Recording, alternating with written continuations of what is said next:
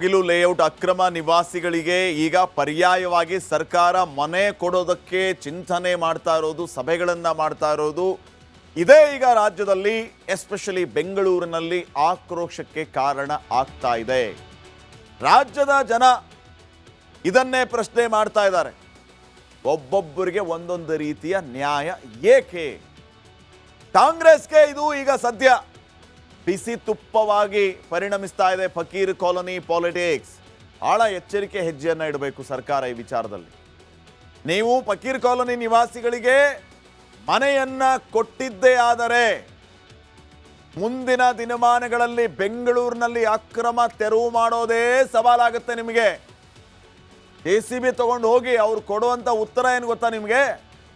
ಫಕೀರ್ colony ಅವ್ರಿಗೆ ಮನೆ ಕೊಟ್ರಿ, ಯಾಕೆ ನಾವೇನು ಬಿಟ್ಟು ಬಿದ್ದಿದ್ದೀವ, ನಮಗೂ ಮನೆ ಕೊಡಿ ಅಂತ ಕೇಳ್ತಾರೆ ಅವರು. ಎಲ್ಲರಿಗೂ ಮನೆ ಕೊಡೋದಕ್ಕೆ ಹೋದರೆ ಜಾಗ ಎಲ್ಲಿಂದ ತರ್ತೀರಿ? ಇನ್ನು ಸಕ್ರಮವಾಗಿರೋರನ್ನ ಖಾಲಿ ಮಾಡಿ ಅವ್ರು ಕೊಡಬೇಕಾಗುತ್ತೆ ನೀವು.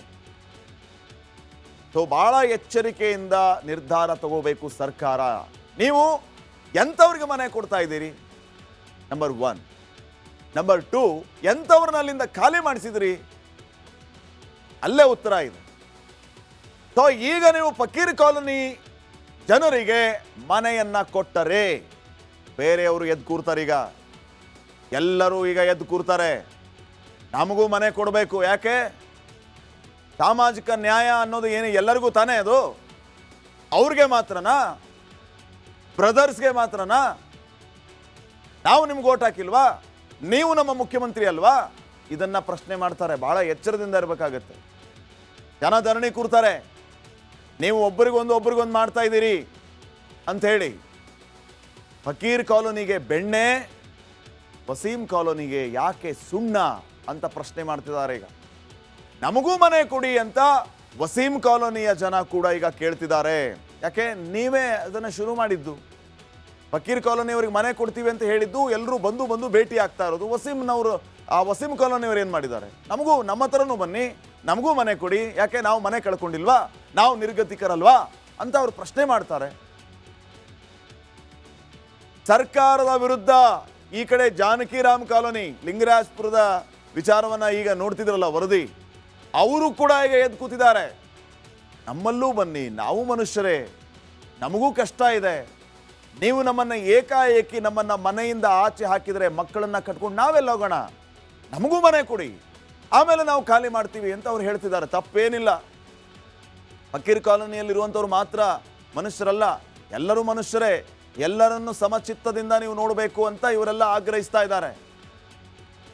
ಮೊದಲು ಪುನರ್ವಸತಿಯನ್ನ ಕಲ್ಪಿಸಿ, ಆಮೇಲೆ ಮನೆ ಖಾಲಿ ಮಾಡಿ, ನೀವು ಹೇಳೋದು ಬೇಡ, ನಾವೇ ಹೋಗ್ತೀವಿ ಅಂತ ಅವರು ಪಟ್ಟು ಹಿಡಿದಿದ್ದಾರೆ.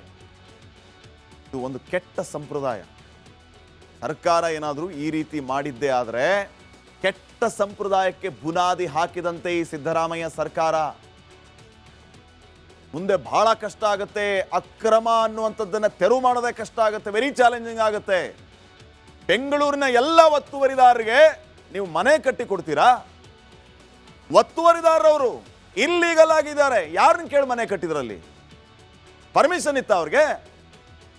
ನೀವು ಹೋಗಿ ಅವ್ರಿಗೆ ಮನೆ ಕೊಡ್ತೀವಿ ಅಂದರೆ ನಾಳೆ ಅಕ್ರಮವಾಗಿರೋರೇ ಜಾಸ್ತಿ ಆಗ್ಬಿಡ್ತಾರೆ. ಬಿಡಪ್ಪ, ಅವರು ಬಂದು ಖಾಲಿ ಮಾಡಿದ್ರು ನಮಗೆ ಮನೆ ಕೊಡುತ್ತೆ ಸರ್ಕಾರ ಅಂತ ಹೇಳಿ ಬೇರೆ ಕಡೆ, ಇಲ್ಲದೆ ಇರೋ ಕಡೆ ಎಲ್ಲ ಮನೆ ಕಟ್ಕೊಂಡು ಕೂರ್ತಾರೆ. ಮನೆ ಕಟ್ಕೊಡ್ತೀರಾ ಅವ್ರಿಗೆ? ಒತ್ತುವರಿದಾರರು, ಅಕ್ರಮವಾಗಿರೋರು, ಅವ್ರಿಗೆ ಅಲ್ಲೇ ಉತ್ತರ ಕೊಟ್ಬಿಡ್ಬೇಕು. ನಿಮ್ಮ ಭಾಷೆಯಲ್ಲಿ ಕಾನೂನಿದೆ ರೀ, ಸರ್ಕಾರ ಇದೆ. ನೀವು ಕೊಡುವ ರೀತಿಯಲ್ಲಿ ಅವ್ರಿಗೆ ಉತ್ತರ ಕೊಡಬೇಕು. ಮನೆ ಕೊಟ್ರೆ ನಾಳೆ ಅಕ್ರಮವಾಗಿ ವಾಸಿಸೋರ ಸಂಖ್ಯೆ ಜಾಸ್ತಿ ಆಗುತ್ತೆ. ಅವರು ಕನ್ಕ್ಲೂಷನ್ಗೆ ಬಂದ್ಬಿಡ್ತಾರೆ, ತಾಲೇನೇ ಕೆಡಿಸ್ಕೋಬೇಡ್ರಿ, ಅಕ್ರಮವಾಗಿ ಎಲ್ಲೋ ಒಂದು ಕಡೆ ಮನೆ ಹಾಕೋಣ, ನಾಳೆ ಬಂದು ಸರ್ಕಾರದವ್ರು ಖಾಲಿ ಮಾಡಿದ್ರೆ ನಮಗೊಂದು ಮನೆ ಕಟ್ಟಿಸ್ಕೊಡ್ತಾರೆ. ನಮಗೆ ಆದ್ರೂ ಭಯ, ಈಟಿನ ಮನೆ ಹೋಯ್ತು, ಹೊಸ ಮನೆ ಬಂತು, ಈ ಖುಷಿಯಲ್ಲಿರ್ತಾರೆ ಅವರು. ಸೊ ಇದು ಬಹಳ ಎಚ್ಚರದಿಂದ ನಿರ್ಧಾರ ತಗೋಬೇಕಾಗಿರುವಂತಹ ವಿಚಾರ. ಬೆಂಗಳೂರಿನ ಎಲ್ಲ ಒತ್ತುವರಿದಾರರಿಗೆ ಮನೆ ಕಟ್ಟಿಕೊಡ್ಬೇಕಾಗತ್ತೆ. ನೀವು ರಾಜಕಾಲುವೆ ಒತ್ತುವರಿ ಮಾಡಿದವ್ರಿಗೂ ಕೂಡ ಮನೆ ಕೊಡ್ತೀರಾ? ಆಗಿದ್ರೆ ರಾಜಕಾಲುವೆ ಒತ್ತುವರಿ ಮಾಡಿ ಮಾಲ್ಗಳನ್ನು ಕಟ್ಕೊಂಡಿದ್ದಾರೆ, ಮನೆಗಳನ್ನು ಕಟ್ಕೊಂಡಿದ್ದಾರೆ. ಅವ್ರಿಗೆ ಮಾಲ್ ಕಟ್ಕೊಡಿ, ಅವ್ರಿಗೆ ಮಾಲ್ ಕಟ್ಕೊಡಿ, ಮನೆ ಕಟ್ಕೊಡಿ. ಥಿಯೇಟರ್ ಒಡೆದು ಹಾಕಿದ್ರೆ ಥಿಯೇಟರ್ ಕಟ್ಕೊಡಿ. ಯಾಕೆ? ಎಲ್ಲರಿಗೂ ನೀವು ಸಾಮಾಜಿಕ ನ್ಯಾಯ, ಸಾಮಾಜಿಕ ನ್ಯಾಯ ಅನ್ನುವಂಥದ್ದು ಒಬ್ಬರಿಗೆ ಒಂದೇ ರೀತಿ ಇರಬಾರ್ದು. ಖಡಕ್ಕಾಗಿ ನಿರ್ಧಾರ ತಗೋಬೇಕು. ಯಾರ ಓಲೈಕೆಗೆ ನೀವು ಈ ರೀತಿ ಮಾಡ್ತೀರಿ? ವೋಟ್ ಬ್ಯಾಂಕ್ಗೋಸ್ಕರನಾ? ಯಾವುದು ಅತಿ ಆಗಬಾರದು. ಮುಸ್ಲಿಮರಿಗೆ ಕೊಟ್ಟಂತೆ ಹಿಂದೂಗಳಿಗೆ ಮನೆ ಭಾಗ್ಯ ನೀಡ್ತೀರಾ? ಮುತುವರ್ಜಿ ಕಾಳಜಿಯನ್ನು ವಹಿಸ್ತೀರಾ? ಎಷ್ಟು ಜನ ಎಲ್ಲ ನಿರ್ಗತಿರು ಸರ್ವೆ ಮಾಡಿ ಒಂದು ಎಲ್ಲರಿಗೂ ಮನೆ ಕಟ್ಟಿಸಿ, ಬೇಡ ಅನ್ನಲ್ಲ.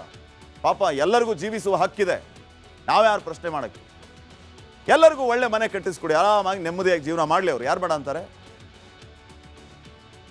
ಎಲ್ಲರೂ ಇದೇ ಚಾಳಿಗಿಳಿದ್ರೆ ನೆಲದ ಕಾನೂನಿಗೆ ಬೆಲೆ ಎಲ್ಲಿ ಸಿಗುತ್ತೆ? ಆವಾಗ ಅಕ್ರಮ ಅನ್ನುವಂಥದ್ದು ಪದಕ್ಕೆ ಅರ್ಥನೇ ಇರಲ್ಲ, ಒತ್ತುವರಿ ಅನ್ನುವಂಥ ಪದಕ್ಕೆ ಅರ್ಥನೇ ಇರಲ್ಲ. ಇದನ್ನು ಸೂಕ್ಷ್ಮವಾಗಿ ಸರ್ಕಾರ ಗಮನಿಸಬೇಕು. ಗಗಿಲು ಲೇಔಟ್ ಅಕ್ರಮ ನಿವಾಸಿಗಳಿಗೆ ಈಗ ಪರ್ಯಾಯವಾಗಿ ಸರ್ಕಾರ ಮನೆ ಕೊಡೋದಕ್ಕೆ ಚಿಂತನೆ ಮಾಡ್ತಾ ಇರೋದು, ಸಭೆಗಳನ್ನು ಮಾಡ್ತಾ ಇರೋದು, ಇದೇ ಈಗ ರಾಜ್ಯದಲ್ಲಿ ಎಸ್ಪೆಷಲಿ ಬೆಂಗಳೂರಿನಲ್ಲಿ ಆಕ್ರೋಶಕ್ಕೆ ಕಾರಣ ಆಗ್ತಾ ಇದೆ. ರಾಜ್ಯದ ಜನ ಇದನ್ನೇ ಪ್ರಶ್ನೆ ಮಾಡ್ತಾ ಇದ್ದಾರೆ. ಒಬ್ಬೊಬ್ಬರಿಗೆ ಒಂದೊಂದು ರೀತಿಯ ನ್ಯಾಯ ಏಕೆ? ಕಾಂಗ್ರೆಸ್ಗೆ ಇದು ಈಗ ಸದ್ಯ ಬಿಸಿ ತುಪ್ಪವಾಗಿ ಪರಿಣಮಿಸ್ತಾ ಇದೆ. ಫಕೀರ್ ಕಾಲೋನಿ ಪಾಲಿಟಿಕ್ಸ್. ಬಹಳ ಎಚ್ಚರಿಕೆ ಹೆಜ್ಜೆಯನ್ನು ಇಡಬೇಕು ಸರ್ಕಾರ ಈ ವಿಚಾರದಲ್ಲಿ. ನೀವು ಫಕೀರ್ ಕಾಲೋನಿ ನಿವಾಸಿಗಳಿಗೆ ಮನೆಯನ್ನ ಕೊಟ್ಟಿದ್ದೇ ಆದರೆ ಮುಂದಿನ ದಿನಮಾನಗಳಲ್ಲಿ ಬೆಂಗಳೂರಿನಲ್ಲಿ ಅಕ್ರಮ ತೆರವು ಮಾಡೋದೇ ಸವಾಲಾಗುತ್ತೆ ನಿಮಗೆ. JCB ತಗೊಂಡು ಹೋಗಿ ಅವ್ರು ಕೊಡುವಂಥ ಉತ್ತರ ಏನು ಗೊತ್ತಾ ನಿಮಗೆ? ಫಕೀರ್ ಕಾಲೋನಿ ಅವ್ರಿಗೆ ಮನೆ ಕೊಟ್ರಿ, ಯಾಕೆ ನಾವೇನು ಬಿಟ್ಟು ಬಿದ್ದಿದ್ದೀವ? ನಮಗೂ ಮನೆ ಕೊಡಿ ಅಂತ ಕೇಳ್ತಾರೆ ಅವರು. ಎಲ್ಲರಿಗೂ ಮನೆ ಕೊಡೋದಕ್ಕೆ ಹೋದರೆ ಜಾಗ ಎಲ್ಲಿಂದ ತರ್ತೀರಿ? ಇನ್ನು ಸಕ್ರಮವಾಗಿರೋರನ್ನ ಖಾಲಿ ಮಾಡಿ ಅವ್ರು ಕೊಡಬೇಕಾಗುತ್ತೆ ನೀವು. ಸೊ ಭಾಳ ಎಚ್ಚರಿಕೆಯಿಂದ ನಿರ್ಧಾರ ತಗೋಬೇಕು ಸರ್ಕಾರ. ನೀವು ಎಂಥವ್ರಿಗೆ ಮನೆ ಕೊಡ್ತಾ ಇದ್ದೀರಿ?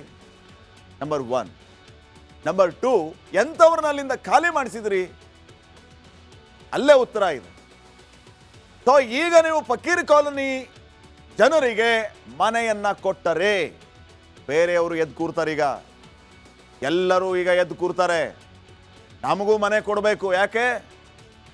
ಸಾಮಾಜಿಕ ನ್ಯಾಯ ಅನ್ನೋದು ಏನು ಎಲ್ಲರಿಗೂ ತಾನೇ? ಅದು ಅವ್ರಿಗೆ ಮಾತ್ರನಾ? ಬ್ರದರ್ಸ್ಗೆ ಮಾತ್ರನಾ? ನಾವು ನಿಮ್ಗೆ ಓಟ್ ಹಾಕಿಲ್ವಾ? ನೀವು ನಮ್ಮ ಮುಖ್ಯಮಂತ್ರಿ ಅಲ್ವಾ? ಇದನ್ನ ಪ್ರಶ್ನೆ ಮಾಡ್ತಾರೆ. ಬಹಳ ಎಚ್ಚರದಿಂದ ಇರಬೇಕಾಗತ್ತೆ. ಜನ ಧರಣಿ ಕೂರ್ತಾರೆ, ನೀವು ಒಬ್ಬರಿಗೊಂದು ಮಾಡ್ತಾ ಇದ್ದೀರಿ ಅಂತ ಹೇಳಿ. ಫಕೀರ್ ಕಾಲೋನಿಗೆ ಬೆಣ್ಣೆ, ವಸೀಂ ಕಾಲೋನಿಗೆ ಯಾಕೆ ಸುಣ್ಣ ಅಂತ ಪ್ರಶ್ನೆ ಮಾಡ್ತಿದ್ದಾರೆ. ಈಗ ನಮಗೂ ಮನೆ ಕೊಡಿ ಅಂತ ವಸೀಂ ಕಾಲೋನಿಯ ಜನ ಕೂಡ ಈಗ ಕೇಳ್ತಿದ್ದಾರೆ. ಯಾಕೆ? ನೀವೇ ಅದನ್ನು ಶುರು ಮಾಡಿದ್ದು. ಫಕೀರ್ ಕಾಲೋನಿಯವ್ರಿಗೆ ಮನೆ ಕೊಡ್ತೀವಿ ಅಂತ ಹೇಳಿದ್ದು ಎಲ್ಲರೂ ಬಂದು ಭೇಟಿ ಆಗ್ತಾ ಇರೋದು. ವಸೀಂ ಕಾಲೋನಿಯವ್ರು ಏನು ಮಾಡಿದ್ದಾರೆ? ನಮ್ಮ ಹತ್ರನೂ ಬನ್ನಿ, ನಮಗೂ ಮನೆ ಕೊಡಿ. ಯಾಕೆ? ನಾವು ಮನೆ ಕಳ್ಕೊಂಡಿಲ್ವಾ? ನಾವು ನಿರ್ಗತಿಕರಲ್ವಾ ಅಂತ ಅವ್ರು ಪ್ರಶ್ನೆ ಮಾಡ್ತಾರೆ. ಸರ್ಕಾರದ ವಿರುದ್ಧ ಈ ಕಡೆ ಜಾನಕಿರಾಮ್ ಕಾಲೋನಿ ಲಿಂಗರಾಜಪುರದ ವಿಚಾರವನ್ನ ಈಗ ನೋಡ್ತಿದ್ರಲ್ಲ ವರದಿ, ಅವರು ಕೂಡ ಈಗ ಎದ್ದು ಕೂತಿದ್ದಾರೆ. ನಮ್ಮಲ್ಲೂ ಬನ್ನಿ, ನಾವು ಮನುಷ್ಯರೇ, ನಮಗೂ ಕಷ್ಟ ಇದೆ. ನೀವು ನಮ್ಮನ್ನು ಏಕಾಏಕಿ ನಮ್ಮನ್ನ ಮನೆಯಿಂದ ಆಚೆ ಹಾಕಿದರೆ ಮಕ್ಕಳನ್ನ ಕಟ್ಕೊಂಡು ನಾವೆಲ್ಲ ಹೋಗೋಣ, ನಮಗೂ ಮನೆ ಕೊಡಿ, ಆಮೇಲೆ ನಾವು ಖಾಲಿ ಮಾಡ್ತೀವಿ ಅಂತ ಅವ್ರು ಹೇಳ್ತಿದ್ದಾರೆ. ತಪ್ಪೇನಿಲ್ಲ. ಫಕೀರ್ ಕಾಲೋನಿಯಲ್ಲಿರುವಂಥವ್ರು ಮಾತ್ರ ಮನುಷ್ಯರಲ್ಲ, ಎಲ್ಲರೂ ಮನುಷ್ಯರೇ. ಎಲ್ಲರನ್ನು ಸಮಚಿತ್ತದಿಂದ ನೀವು ನೋಡಬೇಕು ಅಂತ ಇವರೆಲ್ಲ ಆಗ್ರಹಿಸ್ತಾ ಇದ್ದಾರೆ. ಮೊದಲು ಪುನರ್ವಸತಿಯನ್ನ ಕಲ್ಪಿಸಿ, ಆಮೇಲೆ ಮನೆ ಖಾಲಿ ಮಾಡಿ. ನೀವು ಹೇಳೋದು ಬೇಡ, ನಾವೇ ಹೋಗ್ತೀವಿ ಅಂತ ಅವರು ಪಟ್ಟು ಹಿಡಿದಿದ್ದಾರೆ. ಇದು ಒಂದು ಕೆಟ್ಟ ಸಂಪ್ರದಾಯ.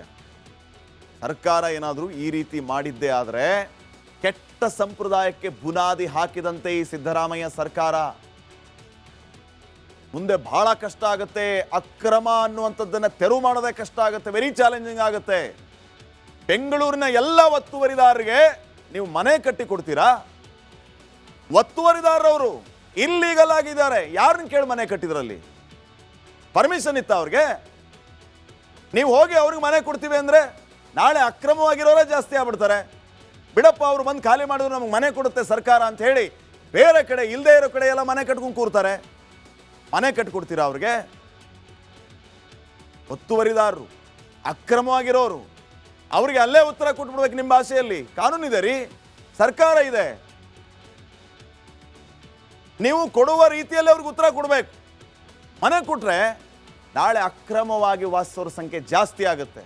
ಅವರು ಕನ್ಕ್ಲೂಷನ್ಗೆ ಬಂದ್ಬಿಡ್ತಾರೆ, ತಾಲೇನೇ ಕೆಡಿಸ್ಕೋಬೇಡ್ರಿ, ಅಕ್ರಮವಾಗಿ ಎಲ್ಲೋ ಒಂದು ಕಡೆ ಮನೆ ಹಾಕೋಣ, ನಾಳೆ ಬಂದು ಸರ್ಕಾರದವ್ರು ಖಾಲಿ ಮಾಡಿದ್ರೆ ನಮಗೊಂದು ಮನೆ ಕಟ್ಟಿಸ್ಕೊಡ್ತಾರೆ. ನಮಗ್ಯಾದ್ರೂ ಭಯ, ಈಟಿನ ಮನೆ ಹೋಯ್ತು, ಹೊಸ ಮನೆ ಬಂತು, ಈ ಖುಷಿಯಲ್ಲಿರ್ತಾರೆ ಅವರು. ಸೊ ಇದು ಭಾಳ ಎಚ್ಚರದಿಂದ ನಿರ್ಧಾರ ತಗೋಬೇಕಾಗಿರುವಂತಹ ವಿಚಾರ. ಬೆಂಗಳೂರಿನ ಎಲ್ಲ ಒತ್ತುವರಿದಾರರಿಗೆ ಮನೆ ಕಟ್ಟಿಕೊಡ್ಬೇಕಾಗತ್ತೆ. ನೀವು ರಾಜಕಾಲುವೆ ಒತ್ತುವರಿ ಮಾಡಿದವರಿಗೂ ಕೂಡ ಮನೆ ಕೊಡ್ತೀರಾ? ಆಗಿದ್ರೆ ರಾಜಕಾಲುವೆ ಒತ್ತುವರಿ ಮಾಡಿ ಮಾಲ್ಗಳನ್ನು ಕಟ್ಕೊಂಡಿದ್ದಾರೆ, ಮನೆಗಳನ್ನು ಕಟ್ಕೊಂಡಿದ್ದಾರೆ, ಅವ್ರಿಗೆ ಮಾಲ್ ಕಟ್ಕೊಡಿ, ಅವ್ರಿಗೆ ಮಾಲ್ ಕಟ್ಕೊಡಿ, ಮನೆ ಕಟ್ಕೊಡಿ. ಥಿಯೇಟರ್ ಓಡ್ದು ಹಾಕಿದ್ರೆ ಥಿಯೇಟರ್ ಕಟ್ಕೊಡಿ. ಯಾಕೆ ಎಲ್ಲರಿಗೂ ನೀವು ಸಾಮಾಜಿಕ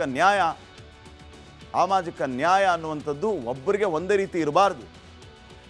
ಖಡಕ್ಕಾಗಿ ನಿರ್ಧಾರ ತಗೋಬೇಕು. ಯಾರ ಓಲೈಕೆಗೆ ನೀವು ಈ ರೀತಿ ಮಾಡ್ತೀರಿ? ವೋಟ್ ಬ್ಯಾಂಕ್ಗೋಸ್ಕರನಾ? ಯಾವುದು ಅತಿಯಾಗಬಾರದು. ಮುಸ್ಲಿಮರಿಗೆ ಕೊಟ್ಟಂತೆ ಹಿಂದೂಗಳಿಗೆ ಮನೆ ಭಾಗ್ಯ ನೀಡ್ತೀರಾ? ಮುತುವರ್ಜಿ ಕಾಳಜಿಯನ್ನು ವಹಿಸ್ತೀರಾ? ಎಷ್ಟು ಜನ ಎಲ್ಲ ನಿರ್ಗತಿರು? ಸರ್ವೆ ಮಾಡಿ ಒಂದು ಎಲ್ಲರಿಗೂ ಮನೆ ಕಟ್ಟಿಸಿ, ಬೇಡ ಅನ್ನಲ್ಲ. ಪಾಪ ಎಲ್ಲರಿಗೂ ಜೀವಿಸುವ ಹಕ್ಕಿದೆ, ನಾವ್ಯಾರು ಪ್ರಶ್ನೆ ಮಾಡೋಕ್ಕೆ? ಎಲ್ಲರಿಗೂ ಒಳ್ಳೆ ಮನೆ ಕಟ್ಟಿಸ್ಕೊಡಿ, ಆರಾಮಾಗಿ ನೆಮ್ಮದಿಯಾಗಿ ಜೀವನ ಮಾಡಲಿ. ಅವರು ಯಾರು ಬೇಡ ಅಂತಾರೆ? ಎಲ್ಲರೂ ಇದೇ ಚಾಳಿಗೆ ಇಳಿದ್ರೆ ನೆಲದ ಕಾನೂನಿಗೆ ಬೆಲೆ ಎಲ್ಲಿ ಸಿಗುತ್ತೆ? ಆವಾಗ ಅಕ್ರಮ ಅನ್ನುವಂಥದ್ದು ಪದಕ್ಕೆ ಅರ್ಥನೇ ಇರಲ್ಲ, ಒತ್ತುವರಿ ಅನ್ನುವಂಥ ಪದಕ್ಕೆ ಅರ್ಥನೇ ಇರಲ್ಲ. ಇದನ್ನು ಸೂಕ್ಷ್ಮವಾಗಿ ಸರ್ಕಾರ ಗಮನಿಸಬೇಕು.